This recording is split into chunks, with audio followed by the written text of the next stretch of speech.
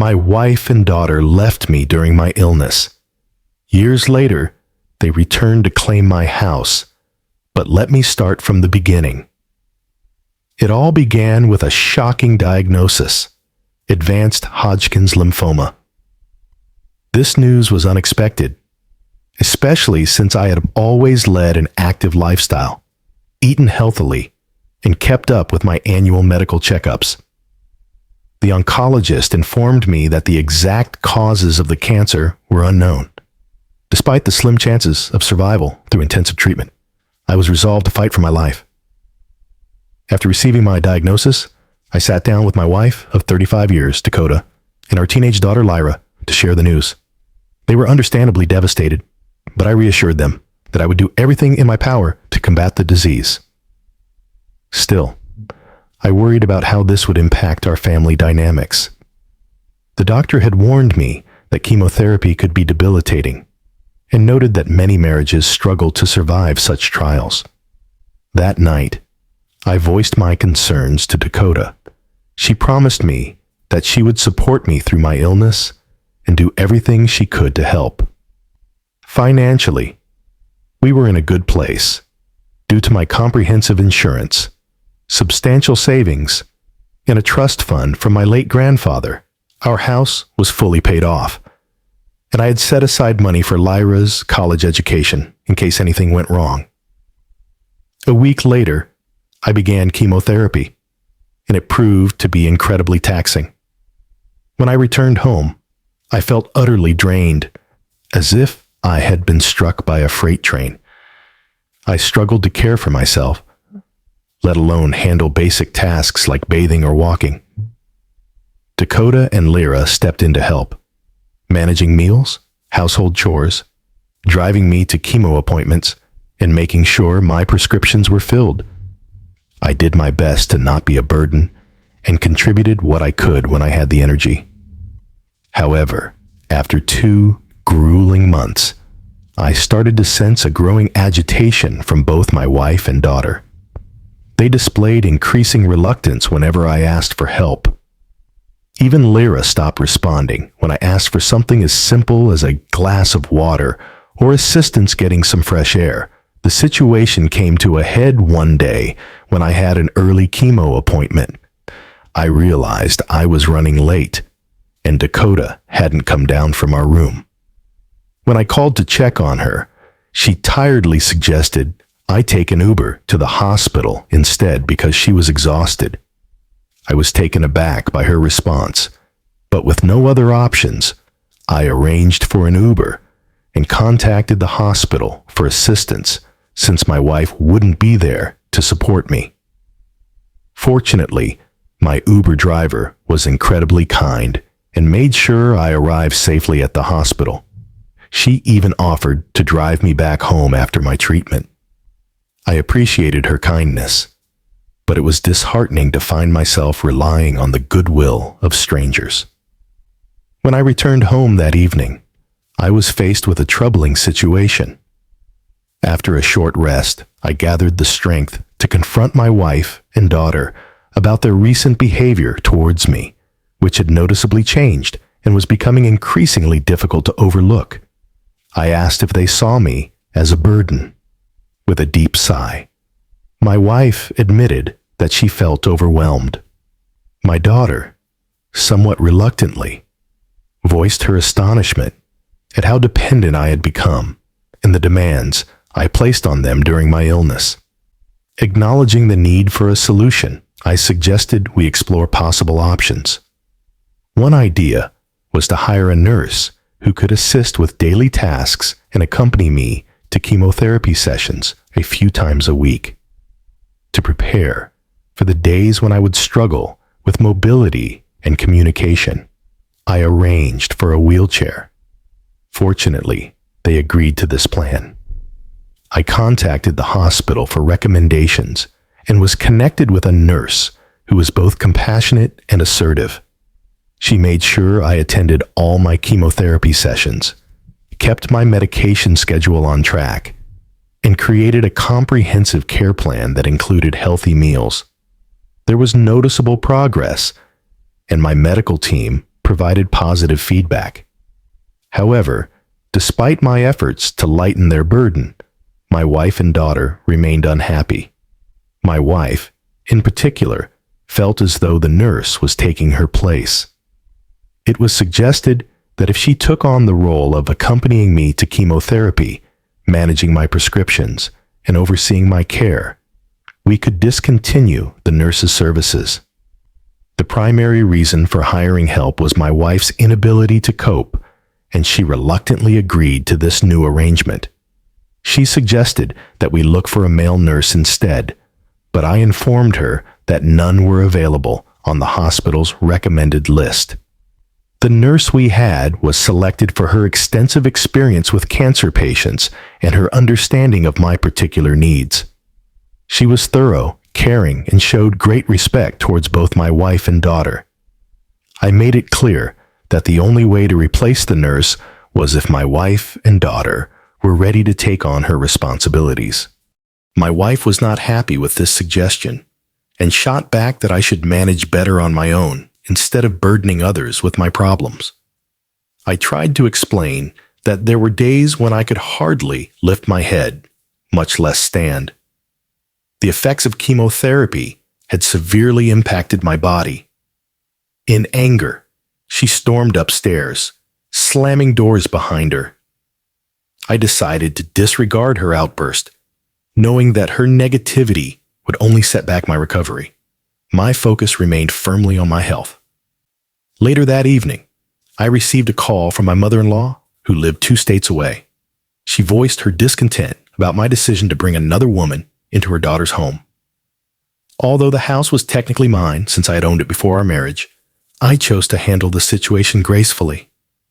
I explained that I needed assistance, and the level of care I required was beyond what her daughter was able to provide. Therefore, I had to hire a nurse to help alleviate the burden on my family. I stressed that the nurse's role would be temporary, lasting only for the final month of my chemotherapy, assuming my condition didn't worsen. She didn't seem fully convinced, but eventually left me alone, which was all I wanted. For about a week following that discussion, everything appeared to be relatively stable. My treatment was progressing well. Then, one day after returning from a chemotherapy session, I was shocked to find a moving truck parked outside my house. My wife and daughter had packed all their things and told me they were going to stay at her mother's home. I felt a deep sense of hurt and sadness, but exhaustion kept me from voicing my emotions. The timing of my wife's departure, right after my chemo sessions, when she knew I would be too drained to express myself, felt particularly cruel. Seeking some understanding, I asked my daughter if this was truly what she wanted.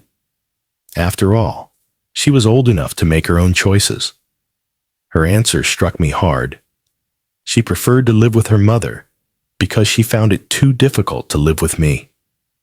Watching them leave with tears in my eyes was a painful moment. It was exactly what I had dreaded since starting chemotherapy, feeling unwanted and abandoned. Amid my emotional distress, my brother stepped in with a solution. He noticed the nurse spending extra time with me that day and asked if I had any family nearby who could help. Although my brother lived 3 hours away and had 2 young children of his own, he kindly offered to take time off work to stay with me until I could arrange a more permanent solution. When he arrived, he was furious about my wife's actions, labeling her as selfish and ungrateful. He reminded me that she had never had to work since our marriage and that I had always made sure she wanted for nothing. His time off was limited to just a week, but he also had another idea. His sister-in-law, Sarah, was going through a painful divorce and needed a safe place to stay temporarily. Her soon-to-be ex-husband had been the main provider, leaving her with few financial resources. Additionally, Sarah was studying radiology at a nearby university on a scholarship. My home was conveniently located near the campus, making it an ideal fit. This arrangement would provide her with a refuge from her tumultuous situation, while also ensuring I had someone around in case of emergencies. I accepted the arrangement, reassuring my brother that Sarah wouldn't need to pay rent since she would already be putting up with me. She was free to choose any bedroom she liked, which I didn't mind at all. My wife and daughter had taken nearly everything, leaving just a bed and a few dresses behind. My brother stayed for the remainder of the week, and Sarah arrived on his final day. He assisted her with the move, and she expressed her gratitude for allowing her to stay with me. Sarah promised to be respectful, keep things tidy, and help out wherever she could. She genuinely seemed kind-hearted. I let her know that she wouldn't have to do much since my nurse would now be visiting every day instead of just 4 days a week. After saying goodbye to my brother, I did my best to help Sarah settle in. Over the next few weeks, everything went fairly well. I missed my wife and daughter, but it seemed I was the only one who felt that way, as they didn't bother to call or check in on me. Sarah proved to be a great help. She took care of grocery shopping, managed most of the cleaning, and even helped with meal preparation. Throughout this time, she never complained once. About a month and a half after my wife left, I received the incredible news that I was cancer-free, which I celebrated by ringing the bell at the hospital. My nurse asked what I wanted to do next now that I was essentially cured. My immediate choice was to file for a unilateral divorce, liberating myself from a marriage that had been unsupportive during my difficult journey. With the divorce proceedings underway, my focus shifted to the vital task of recovering from cancer. It was a journey in itself. Gradually, I started to regain my strength. My hair grew back, my scar began to heal, and I was gaining weight. I mostly adhered to my healthy eating plan, but allowed myself some cheat days to enjoy the favorite foods I had missed during my illness. It has been 6 months since I was declared cancer-free, and I finally feel ready to move forward with my life. I reached out to my former employer, and they are open to rehiring me for remote work if I decide to come back. I'm inclined to accept their offer, since I plan to relocate. Although I have a sentimental attachment to my house, it's filled with too many painful reminders. I long for a fresh start in a smaller space. My wife is unaware, but I intend to give the house to Sarah.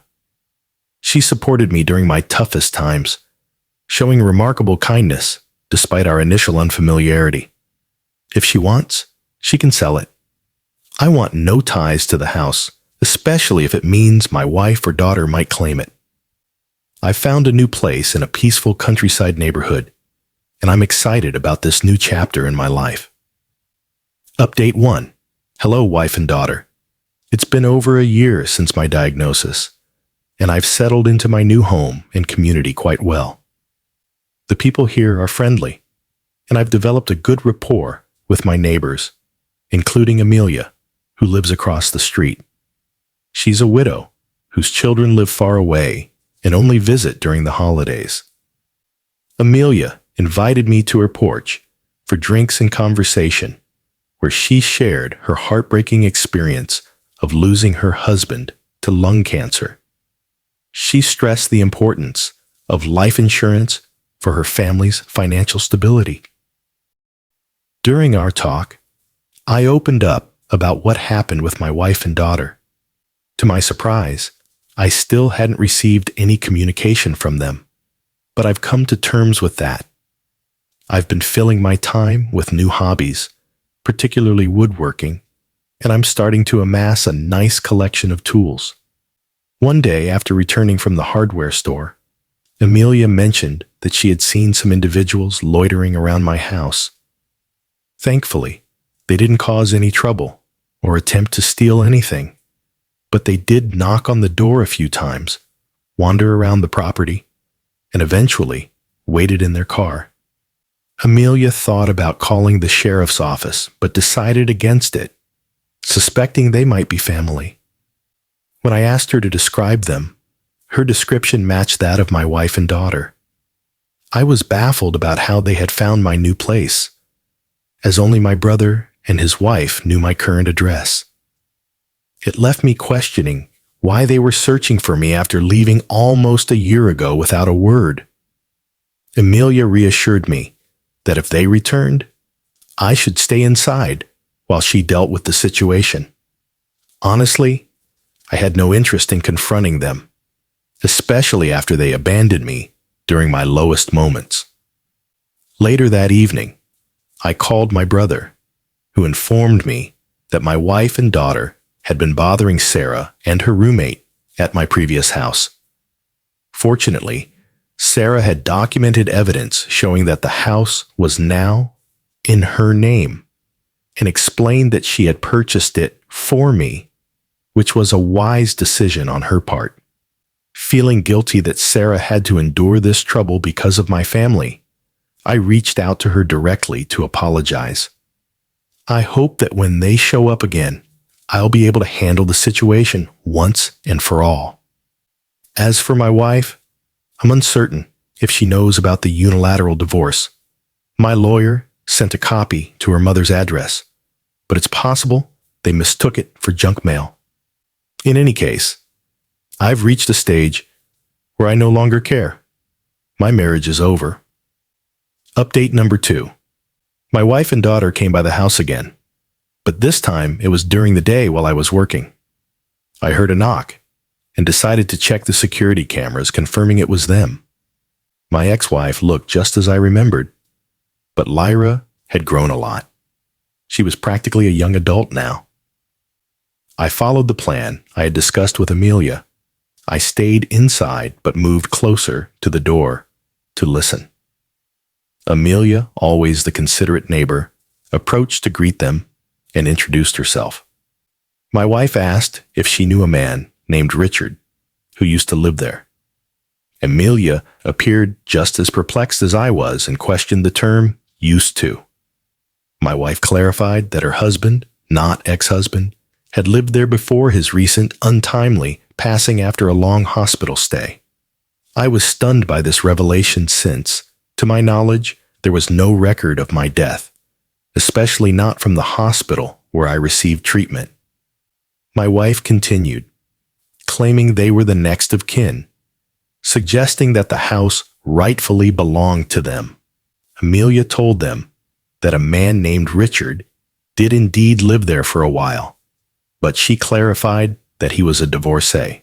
She explained that during our time as neighbors, I had informed her that my wife had left me and that I had filed for a unilateral divorce.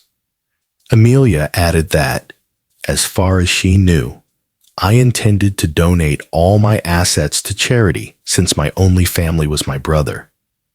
This was why she found it odd to see 2 women wandering around my house. The conversation lapsed into an awkward silence until Amelia asked if they had a death certificate or a will. They shook their heads, indicating they did not. Amelia informed them that once they obtained those documents, they could take them to the county records office. If they truly had a claim to the property, they could then transfer the deed into their name. This suggestion didn't sit well with my wife. She challenged Amelia, raising her voice and insisting that she had no right to meddle in their affairs. My ex-wife accused her of being intrusive and demanded that she keep her nose out of their business. I felt a wave of embarrassment wash over me. The neighbors had been nothing but welcoming, and here was my ex-wife creating a scene and disrupting the tranquility. I was tempted to step outside and confront her, but I opted to stick to the plan. Amelia, being gracious, apologized and explained that she was only trying to help before retreating to her home. Shortly after, my ex-wife and daughter left. After work, I headed over to Amelia's to express my apologies. She dismissed my concerns, saying that while she found my wife's behavior appalling, there was something almost amusing about the outburst. I wished I could share her lightheartedness, but I knew how volatile my wife could be when provoked. If she returned, I was resolute in confronting her and demanding she leave me alone. Unfortunately, she showed up again yesterday. While I was in my home office, I heard a loud crash. Hurrying into the living room, I discovered that my front window had been shattered, and my neighbors were outside shouting. Initially, I feared a madman was on the loose, and in a way, I wasn't far from the truth. It turned out to be my ex-wife who had broken my window, while my neighbors attempted to restrain her. Apparently, she had been causing chaos for some time, but I hadn't heard anything due to my noise-canceling headphones while working on some quality assurance tasks. When I stepped outside, I found two elderly neighbors trying to hold my ex-wife back from causing further chaos. Both she and Lyra were brandishing baseball bats and had already damaged several of my potted plants. I firmly grabbed her by the arm and asked if she had completely lost her mind. She looked genuinely taken aback to see me, or more accurately, to see that I was alive. I warned both her and my daughter to leave my property immediately, threatening to call the police if they didn't. Unbeknownst to me, my neighbors had already made that call. She seemed hurt by my words and questioned why I hadn't reached out after my recovery. She insisted that she and Lyra would have returned if I had. I reminded her of the vows we took when we married, promising to support each other in sickness and in health, and pointed out that she had broken those vows. I wanted nothing to do with her anymore. She was no longer my wife. I had sent the divorce papers months ago and reiterated my demand that she leave. Then she brought up their daughter, mentioning that Lyra would be starting college next year and couldn't manage the tuition on her own. I responded, "Your daughter was fine with abandoning me too, and I'm ready to relinquish all my parental rights. You should have thought about that before you left. I want nothing to do with either of you." Her demeanor shifted from hurt to fury, and she accused me of being selfish and heartless. I found her accusations rather amusing under the circumstances. I shot back, "You're the last person who should be calling anyone selfish." I labeled her an entitled jerk and made it clear that I would ensure she never received a cent from me again. In a fit of rage, she swung the bat at me, just as the police arrived. They quickly arrested both her and Lyra. When they asked if I wanted to press charges, my answer was a resounding yes. My ex and daughter began to cry loudly as they were placed in the back of the police car. But I felt no pity for them. I had captured everything on camera, including my wife smashing the window, and I had already submitted that footage to the police. After work, I ordered a new window and cleaned up the shattered glass. Tomorrow, someone will come to handle the situation. But for now, I've managed to rig up a tarp to shield against the weather. Amelia was kind enough to lend me some buckets to temporarily house my plants until I can get new pots for them. Intrigued by what had prompted my ex-wife's return, I did a bit of research. I discovered that her mother passed away 2 months ago, and it turned out that the house they had been staying in didn't actually belong to her or her husband. It belonged to his cousin. The cousin decided to evict them because he wanted to sell the property. With both of my ex-wife's parents gone, she and our daughter sold most of their belongings and had been living in a motel for some time. When they returned to our old home and saw Sarah there, they mistakenly assumed I had died and began searching for any records concerning my assets and purchases, which ultimately led them to me. Regardless of their circumstances, they are now facing charges for vandalism, attempted breaking and entering, and attempted assault. Since Lyra is still a minor, she will be assigned community service. But my ex-wife is looking at jail time, given that this was clearly premeditated. I'm also considering getting a restraining order against her. At least for now, I can breathe a little easier, knowing I won't have to deal with her for quite some time. Thank you for listening to this story to the end. Please write in the comments what you think about it. See you in the new video.